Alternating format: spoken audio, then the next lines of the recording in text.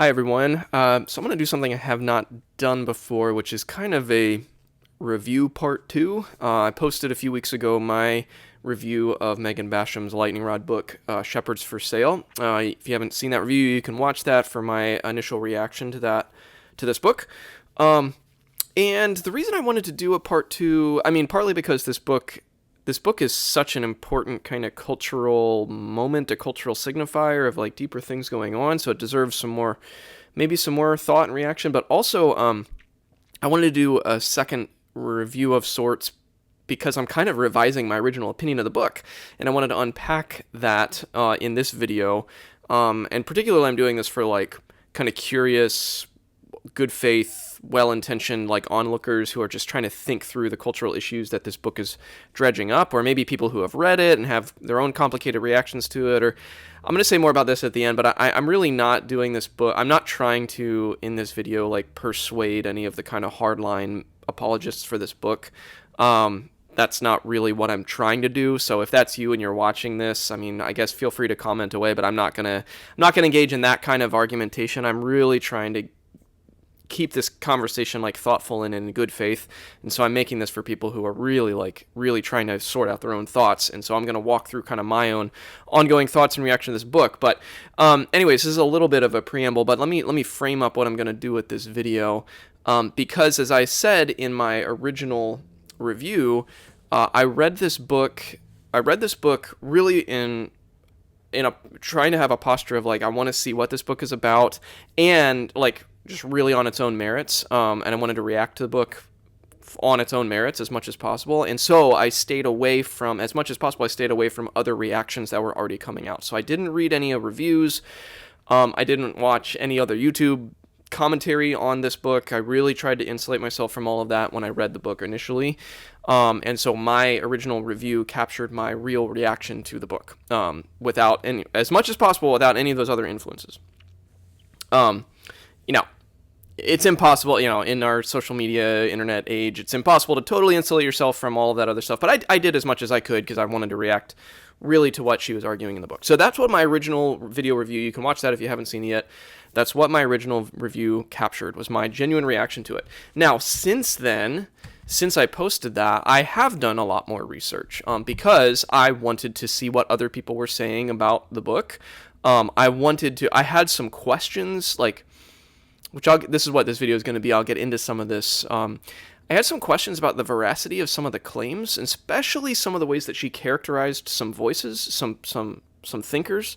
Some of her characterizations just did not quite make sense to me based on what I had known about them.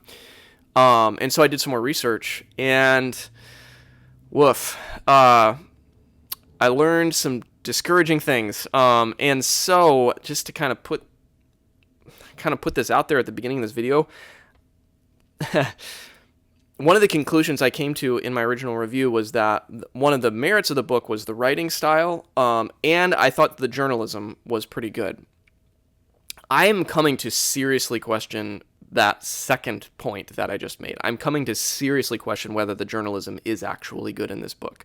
I have some real concerns about it based on this further research that I've done. And that's what I want to unpack a little bit here. I'm actually going to more so point to other people who've done a little bit more legwork than me. And then I want to end by saying why it matters. Why does it matter? Why does it matter more conversation? Some people could just say just ignore it. I don't think that's really a good option right now, given our cultural moment. And I'm gonna end this video with some of like, what's the point of even like trying to press into this? And I want to end this video with actually kind of my imaginative proposal for what I wish Shepherds for Sale was instead of what it actually is. Because I think this does matter. So that's why I've revised my opinion. So my opinion is actually a little bit more critical and negative than even it was in my original review. But I wanted to keep this in good faith, and I want to try to walk through this thoughtfully. So here's my example. So now here's what I'm going to do. I'm going to take you through a few examples of what I've learned since reading that book. And I'm going to start it with actually something that kind of, two things that triggered some concern for me while I was reading it before I did any more research were one very minor specific claim she makes in the introduction. I've listened to the Holy Post podcast for years now, since before it was called the Holy Post, when it used to be called the Phil Vischer Show. I've really enjoyed that. I enjoy what they're doing. over there. And in the introduction of Shepherds for Sale, she references Phil Vischer. She quotes him by name, and she makes a claim that he, on the Holy Post, was arguing for a, quote, more nuanced, end quote, opinion on abortion. She was arguing that we, being Christians, should have a, quote, more nuanced view of abortion. Now, that stuck out to me because I have been listening to the Holy Post for years. I remembered the specific episode she was referencing with that quote. And what stuck out to me was I thought that's an interesting way to characterize what was being argued in that episode, because I remembered in that episode what was being argued was Phil Vischer was saying in a free-flowing conversation in a podcast, he was saying that it's probably time for American Christians to take a more nuanced stance on what policies they think are realistic to advocate for in our society regarding the issue of abortion. But she characterized it very subtly. She characterized it in the introduction as though he was arguing for a more nuanced take on the morality of abortion. And so that struck me, and this is I'm starting this example because this is kind of I think I've come to realize this is like the tip of the iceberg with this book. There's a lot more of this going on under the surface that's very subtle, and is what gives me concern, because what she does in that introduction is very quickly, and with a citation, she moves through a certain characterization of what was said that did not line up with my memory of what I remember being actually said when I listened to the podcast in its original form. And so it hit me a little weird, and I thought, okay, well, that seems a little off, but I'm just going to keep reading, and then I moved on. Now, I've since realized that very specific example is representative of a lot of what's going on in this book, which is a lot of mischaracterizations. Or at least, I mean, that's my take on it, but I guess someone who is more interested in trying to defend this book would just say they're different interpretations of the same realities, so someone could, argue that, I guess, potentially, but I think that gets a little bit tricky to argue the more you press into it. So that was the kind of the first example that stuck with me, and then that was one thing that precipitated my desire to go do some more research. So, okay, I'm gonna continue to move on. A few more things. So after that, one of the first things I researched was Gavin Ortlund. Now, many of you will know about this if you know Gavin Ortlund has a pretty significant YouTube following. Many people who commented on my original review talked about the whole Gavin Ortlund kind of dust up. I knew who he was somewhat. I did not follow his YouTube channel before this whole thing. I've actually come to like his YouTube channel, maybe ironically, through this whole experience. I've started to follow some of his work. He's a super thoughtful guy. He's a super thoughtful defender of Protestantism, especially in terms of kind of ecclesiological conversations that are happening right now. But I went to, because when in her chapter on climate change, she really takes Gavin Ortlund to task. And so I think this is going to be a helpful kind of experience for me to put out there for those of you watching, because I didn't know who Gavin Ortlund was. I had no preconceptions of him as a person. I had no desire to defend him, or I had no instinctive kind of defensive reaction when it came to him, because I didn't follow him at all. I didn't read any of his books. I didn't know anything about him. And so when I read that chapter, the way that she characterized Ortlund made me think, wow, this is a guy who got way over his skis, or he reached way too far in terms of his opinions on climate change. And he sounds like he's someone who made a really, based on her characterization and construal of him, my takeaway was, wow, this guy made way too confident and dogmatic of a case about climate change, and he should not have done that.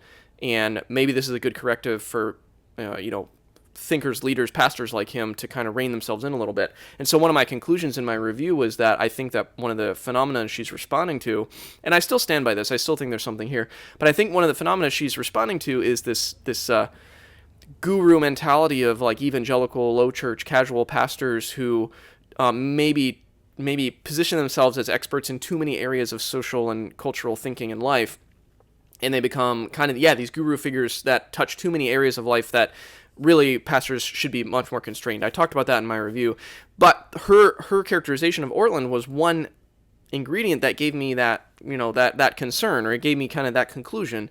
Is I thought, okay, wow, she's using him as an example to point to something that's maybe a legit phenomena that we need to think about. But when I went to actually research what he actually said, and then I went, and you can do this, you can look at his own responses, and I'd encourage you to. He's a super gentle, thoughtful, well-reasoned response. when I looked into more in depth what actually he said that she, and then what she said he said, I thought I was kind of bowled over at how poorly she characterized him. And when I say poorly, I don't mean just negatively. I mean just like factually incorrectly. I mean, she quoted him. So what she did with him, and this is very similar to what she did with Phil Vischer, and when these things start to stack up on each other, it's really concerning. But what she did with him is she surgically removed particular keywords that he did say. And actually, in one case, like, he even says that he can't even find, like, she put some words in quotes that attributed to him, and he can't even find, you know, where those words came from. He literally printed out a transcript of his video that she was talking about, and he can't find the word. So there's a little bit of concerning kind of stuff happening there. But in other cases, there was, like one very specific example is he uses the phrase irresponsible posture. Okay, she surgically removes the words irresponsible posture, and she claims in her chapter on him that he said it's an irresponsible posture to disagree with him. What he actually said in his video is it's an irresponsible posture to have an opinion on climate change without doing some homework.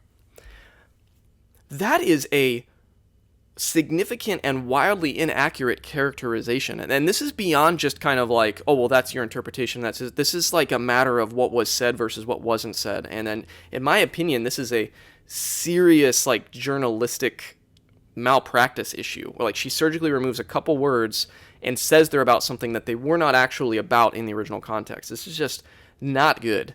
And so I went on to research a little bit more about what Gavin Ortlund actually said and what I actually did, and he is not representative, in my view, of the concern that I brought up about pastors getting way too over their skis in certain areas that they shouldn't be commenting on. He's not representative of that. He's actually way more thoughtful and way more reasoned than that. I'm trying to avoid the term nuance because I know fans of Shepherds for Sale do not like the term nuance, so I'm going to try not to use that. So I researched Gavin Ortlund's kind of dust up here.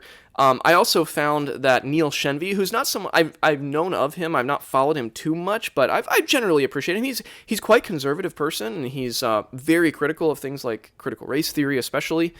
He's very critical of kind of, I hate using the term woke. I hate reifying that whole way of symbolizing, but he is very critical of, like, the critical social justice, quasi woke kind of ideologies. So he's someone who would be on the political and cultural issues much more, quote-unquote, on Megan Basham's kind of side, or at least sharing her concerns. And he wrote a very long and very careful and very, very critical review of Shepherds for Sale, which I didn't know existed. So I read through that. And one of the things he did helpfully in that video is in that written review, rather, is he collates a bunch of other people who are digging into some of the factual errors in the book. So you can chase down all of that stuff if you read his review. I'll link to the review below. I'll try to link to all these resources I reference here.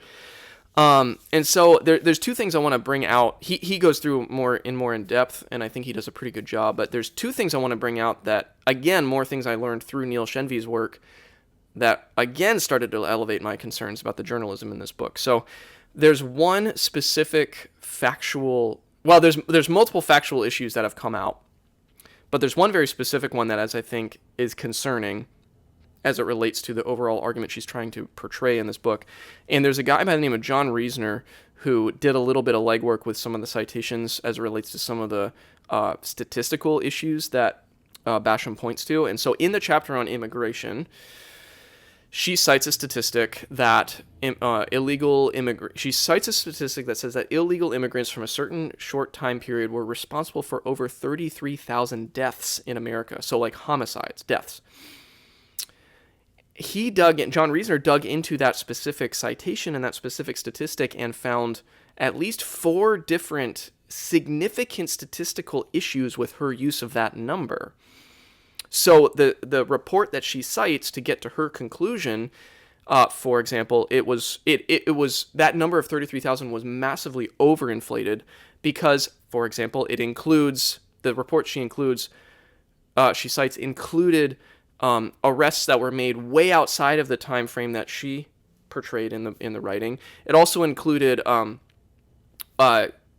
actions that did not result in homicides. It also included a lot of pending cases with some legal migrants. The one report she cited and then did some quick, back of the envelope math, so to speak, to get to that 33,000 deaths was massively overinflated because of all these statistical details and nuances, I'll use that word, that were not factored into her conclusion.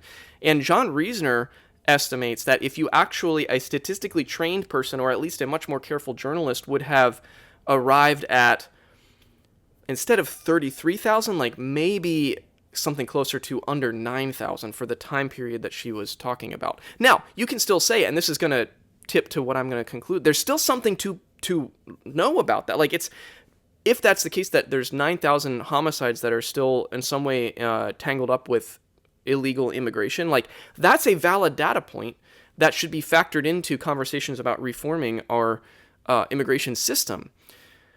But when you sloppily cite a source and then way overinflate the number to over 33,000, that is a massive error and contributes to the overly polluted information ecosystem that we have going on right now. It's a major, major concern. And that's just one. There's other factual kind of error examples, and that people are continuing to really comb through and dig into these citations, because the more stuff that comes out, the more questions come up about how many significant errors are in this book. Okay, one more thing that, again, I found through Neil Shenvi's work, and this loops back to some of my initial concerns when I read it, because one of the people she really critiques is Tim Keller. And I'm someone who I've read a handful of his books over the years. I generally followed him. I always appreciated his reputation and his work in New York City as a minister. I always appreciated his critiques of our political culture and our political moment. And she really takes Keller to task for example, she characterizes him as someone who really denigrated Trump supporters. Like, that was the way that she talks about Keller in Shepherds for Sales. She kind of portrays him as someone who just had no patience for Trump supporters and characterized them as being simplistically all about seeking power. And as I was reading those quotes, I thought, this just does not square with anything I've heard Keller say or anything I've read from him. And again, if you go into the citations, it starts to reveal some serious concerns, because one example is she uses a quote. It's around page 60 of Shepherds for Sale. And again, Neil Shenvi has all this stuff like mapped out. You can chase it down. But she uses a quote. It's around page 60 or 61, and says that Keller. She says something to the effect of Keller denigrates Trump supporters as being all about power. The citation she uses is an Atlantic article, and she says Keller told the Atlantic that, quote unquote quote. The citation she uses is an Atlantic article, but it's an Atlantic article which was an interview with Peter Wehner, who is not Tim Keller, and Peter Wehner was talking about some of Keller's views in the article. Okay, so that's right away a little bit of a yellow flag of like, okay, this is not an Atlantic article written by Tim Keller or even an interview with Tim Keller. It's an interview with a different person who is giving secondary reporting of Tim Keller's views to the Atlantic. So that's already a little bit concerning. It's a little bit sloppy. It would have been more accurate to say Peter Wehner told the Atlantic that Tim Keller said this, but she doesn't do that. But even more concerning is actually beyond that error, there's a real mischaracterization of the view in the actual Atlantic article, because Tim Keller, as recounted by Peter Wehner was saying Tim Keller was talking about multiple errors that evangelicals are making in the political realm, not just the error of the quote-unquote Trump supporters. And he said that one of the errors was when people think going after Trump is a way to get power in our world, and that is in itself an error. So this is a wildly different characterization than just the idea that Keller was lazily dismissing all Trump supporters as being all about power. I mean, it's just not what was happening. And she cites this Atlantic article that just does not bear out. So, okay, these are just a few examples. The Gavin Ortlund dust up the John Reasoner's point about the immigration errors with the statistics, and then the mischaracterization of Keller. And so what I want to do is I want to tie these things. These are just a couple examples. Again, I see this as kind of like the iceberg that's poking above the waterline here. And I don't want to just go through a litany of issues. You can find other people who are doing work on kind of legwork on chasing down these footnotes. And what I want to do is I want to land on a few conclusions about why this matters and why this is so concerning. And again, I'm going to repeat the thing I said earlier. I don't have any delusions that I'm going to convince any like hardline Basham apologists or apologists for this book. I'm just not going to attempt to do that. What I am trying to speak to is I'm trying to speak to like genuinely like intellectually curious and interested onlookers, or people who maybe resonate with some of the concerns. I actually resonate with a few of the concerns in this book, believe it or not. And I know there are people who do to varying degrees, and I'm trying to speak to them, to us, I guess. So why does all this matter? Um, well, one thing, this is I think it's a sad reflection on the general trustworthiness of this book's argumentation. And a lot of this is like, now I've heard, to her credit, I did watch a clip from an interview in which she acknowledged some basic mistakes she made, nothing to the extent of like what I just talked about with Tim Keller or whatever, but she acknowledged a few other, like she incorrectly talked about Wesley Hill, the seminary that he graduated from. And she actually made some errors about where funding sources came from and all of that, which is ironic given the, overall thrust of the book. But she has, to her credit, acknowledged, at least in this one interview, that, yeah, I made a few errors and I told them to my editor and we're going to fix those in the next printing of the book. I hope that happens. I hope that's true. And that's a good sign if she's willing to accept some of those errors. But there's way more significant things going on than just a few minor factual errors, because there are errors here that materially affect the actual overall argument of the book. That significantly erode its trustworthiness, in my view. And so I'm not going to do any more videos on this book, but part of what is super concerning here is that the significance of these errors, in my view, make it such that it's hard to know, as you read this book, it's hard to know, and it's flooded with citations, so it's hard to know which citations are going to bear out and which ones aren't. And it reminded me of, this may be a little bit humorous, when I was a senior in high school, I had kind of a feckless, goofy, awkward physics teacher. And he was a friendly person, but just almost a stereotypical absent-minded professor kind of mentality. And so I'm not very proud of this, but a friend of mine and I, in our physics class, we invented this thing we called confusion theory, which was, when we would do homework for this physics class, we would just flood the margins of our homework with like formulas and numbers and arrows, and just make it look like we did a ton of work, but actually there were no real answers in the homework, and we just hand it in, and he would inevitably give us good grades because he just didn't like wade through all of it, and he would just kind of, we learned he would look at the page and be like, oh wow, it looks like they did all the work, okay, you passed the assignment. I kept thinking about the confusion theory that I invented with my friend in high school. Again, not proud of it, but I kept thinking about it because in a weird way, it kind of feels a little bit like this book is kind of confusion theory at work, because there are so many citations, and that's one of the things that people are pointing to as one of the positive aspects of the book, is like the dogged research that she did. But as has been evidenced by the work of people like Neil Shenby and John Reasoner and others, when a certain critical mass of these of these citations just are completely factually incorrect, or deeply misleading, or just serious like misquotations and mischaracterizations of views like the Ortlund issue, if enough of those start to trickle out, which is kind of what's happening in response to this book, it legitimately calls into question, like, okay, I don't know if I can trust really any of these other citations now. And because there are so many of them, like, I as a reader I'm not gonna comb through all these and like chase everything down to figure out what's reasonable, or what's a mischaracterization, or what's a misinterpretation, or what. I'm not going to do that. I don't have time to do that for literally hundreds of footnotes. And what's frustrating is that that's what journalists are supposed to do their homework in a way that's trustworthy. And then if not that, B, editors, book publishers are supposed to be the ones who catch this stuff. And that's what's deeply frustrating to me, is that there's a failure.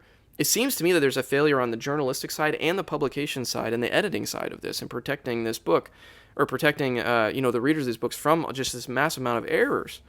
It's kind of why, in the wake of the printing press and the chaos of publication and writing, it's why things like book publishers and gatekeepers of information kind of emerged in the wake of this new technology, is to actually safeguard the mass publication and written word from all these errors. And it just seems like there's a failure in in this book.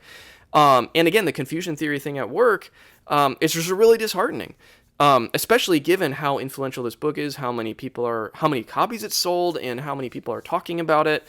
I'm hoping that some like good can come ultimately out of it, but I'm really, really discouraged and concerned just at the face of these journalistic errors that seem to be really plaguing this book. And again, it's discouraging because I'm like, I don't know how many citations to trust or not trust at this point. And I don't have the time and nor, frankly, the energy or the interest. I've got other things to read from more sources that I really do trust and publishers that I really do trust. And I'm just not going to chase it all down at this point. And it's frustrating. So that's kind of one takeaway here, is the like legitimate concern of the overall trustworthiness of the argument. But I want to point to something more kind of bigger and cultural given all of that. Because what I'm also seeing is that there are a lot of people, and I'm seeing this in some of the pushback to the pushback online, there are a lot of people who are saying things like, okay, yeah, she made a mistake here, but this is all still happening. Or I've seen people say like, okay, yeah, there's some mistakes here, but like I saw my pastor lurch leftward on some issues. Or I know a person who went super dogmatic on CRT issues, or who went super dogmatic on climate change and like ended up hurting a lot of people in their church or leaving their seminary. And like there are a lot of people who are kind of like, who are basically hand waving away the factual issues and saying, okay, whatever, this is all still happening, and so therefore this book is still a legitimate book that people need to like take seriously. Or they'll still say like, okay, she got the facts wrong, but she's still right about the cultural issue, which is weirdly reminiscent of a lot of stuff that's happening in politics about alternative facts and so on and so forth. And so that's ultimately why this matters, I think, and that's where I want to end this video. I want to talk about why this matters, and then I want to pose what I wish this book had done instead. So this all matters because there is a legit case to be made from Basham's viewpoint. There's a legitimate case to be made about the cultural pressures that ministers face today. There's a legit case to be made about the temptation for ministers, for pastors, for ministry leaders to be swayed into viewpoints that are not of the gospel. I mean, my word, this is exactly on the pages. This is what Paul was concerned about in the church in Galatia, for example, or the church in Colossians, when Colossians he talks about being taken captive by empty philosophies. I mean, this is something that the church has dealt with quite almost literally from day one of its existence, is the cultural pressures to cave, to give, to be swayed away from the core truths of the gospel. And so there's an absolute legitimate case to be made here, and there's absolutely a legitimate place to wave cautionary flags and say, hey, there are cultural forces at work here that are corrupting gospel ministry. So the reason this matters is because of that, I think, and because there is a legitimate case to be made, even with some of the like specific kind of issues she brings up when it comes to like some of the chapters I found myself in some serious agreement with. I really agreed with some of her concerns about the way COVID was handled. I have a very complicated reaction to her chapter on race, but I also do think that there are some serious concerns, serious complications when it comes to talking well about race and justice and incarceration, all of that stuff in our cultural moment right now. I think there's her chapter on media and the way that money influences Christian media and Christian journalism, and like that infamous or well-known Mark Galli quote when he talked about how thrilled Christianity Today the offices at Christianity Today would be when like the New York Times talked about them. And like there is something there to be seriously like aware of, meaning the thrill of being accepted by quote unquote mainstream media in our culture, and the way that could subtly erode adherence to Christian principles or gospel principles or scriptural principle. Like all of that is legit. There's a legit case to be made there. And it's very important, especially in our chaotic, confused cultural moment. So what's so unfortunate, so therefore, because of the legitimacy of the core of the case, combined with the just frustratingly inaccurate, I don't know why she so radically mischaracterized someone like Gavin Ortlund, for example, or Tim Keller. I mean, like, she just so radically mischaracterized them. I don't know if it was willful. I don't know if she knew what she was, or I don't know what's worse, if she knew what she was doing or didn't know what she was doing when she mischaracterized those views. Because in one case, it's either just deceptive, and in another case, it's really sloppy and really quick and ideological and narratively driven journalism, quote unquote, that is actually inaccurate. I don't know which one's worse, but in either case, it's not good. And so the combination of the legitimacy of the argument and the importance of being aware of cultural pressures and the bad journalism behind the argument of this book that really, really, really erodes its trustworthiness, that combination is so distressing to me because of our cultural moment and because of the chord this book is striking with just people in the pews, so to speak. The fact that it's striking such a chord with people, and the fact that people have seen the leftward drift or whatever the cultural pressures at work, and are so like clamoring for a serious work of reporting and journalism to like push back on that, that impact. The fact that it's striking such a chord points back to the tragedy of the missed opportunity of this book. And it's contributing, in my view, given what I've learned, it's contributing to an already seriously polluted information and media ecosystem in our culture. Like, the lack of trust in institutions is a prominent issue right now. The lack of trust in the church world and denominations or in seminaries, but also in just the general, media world, the lack of trust of like mainstay news institutions, for example. This is a lot of what's happened is like and so many people have been writing about this. This is not an insight by me. I'm just echoing it. The flooding of bad information in our internet social media age has contributed massively to this erosion of trust.